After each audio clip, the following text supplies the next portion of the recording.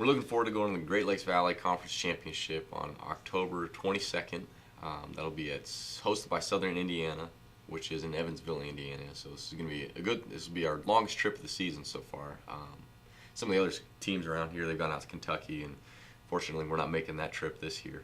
But we just came off a great meet hosted by Missouri S&T. It was called the Jackling Jocks Invitational. It was a Division II challenge, so the only teams that were eligible to compete in this meet were Division II schools, and we did real well. It was the first time all year that we'd actually raced against some GLVC opponents. Maryville was there, Drury was there, Missouri S&T, and then we were the fourth GLVC school that was there. And I think on both sides we beat Maryville. Our women beat Drury, and our men lost to Drury just barely. Missouri S&T had a real strong team on both sides this year, and so it was a great opportunity for us to run, and it was a great opportunity for our athletes to realize. I think that they know it now more than they have all year, that they are Division II athletes and they belong here.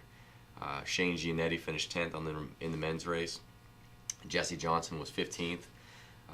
Jess Connor was 16th. Josh Connor on the men's race, he was top 20, and then Lauren Archbeck was in the top 30 for the women. And so our top three runners on both sides are competing very well. And being our first year in the Division II, that's a good place to be.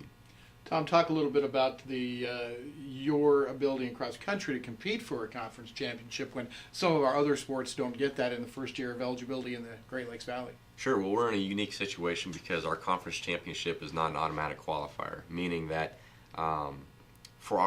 in the NCAA, for anyone to go to the national championships in cross country, they've got to qualify out of a regional championship.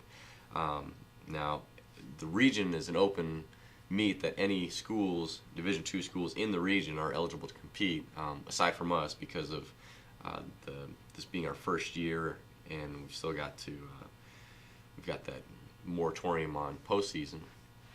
But so since it's not an automatic qualifier, we've got to sit out. We won't be able to go to the regional championships. Therefore, we're allowed to compete in the conference championship, because it has no implication on the actual national championships. We're the first team at William Jewell to compete for a GLVC title, and in a school that's been around since 1849, and we've been doing cross country and track since 1906.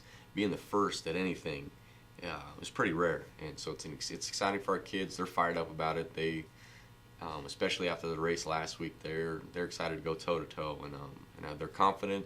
They're feeling fast, and we're at the point of our season where we're able to start to rest them a little bit. Training-wise, since we're not able to go on, we're able to taper more for this meet. We've been training all year for this meet, whereas some of the other schools may be looking towards regionals or towards nationals. So I think our teams will both be real sharp, real fast. You talk about some of the kids, please, that have performed well throughout the season. Sure. In cross country, you usually look at your top five, because those are your top five runners are the ones that score. And all year, Jess Connor and Jesse Johnson. Jess is from Kearney, Jesse's from Smithville. Those two have been battling it out back and forth to be our number one runner. If one is the one, the other one's the two, and it's not by much. We're talking just a couple seconds here and there. Lauren Archbeck, who's a senior this year, she's been loyal and dedicated for me for 4 years, and this summer she had a great season. It's coming off of a great track season last year, and she's just running phenomenally. She's been pretty solid at a number 3 spot, and she's just comparing times from this year from last year, she's on average taking about a minute and a half off each time at each course we go to. On the guys' side, we have Shane Gianetti leading the way. He's a dual sport athlete. He also does tennis and has been very successful. Had a great fall for Coach Borstel, and so he's been our number one runner when he races for us, and when there's no conflict with the tennis match, of course. And then Kyle Gillette and Josh Connor, they'd be our number 2 and our number 3. Those two have been kind of like the girls, just switching off each weekend. Depends on who it's going to be, but usually just whoever can get it out the last 800 meters is the one who gets that spot. But with our guys team, we've got some good young talent, and we've got some good depth.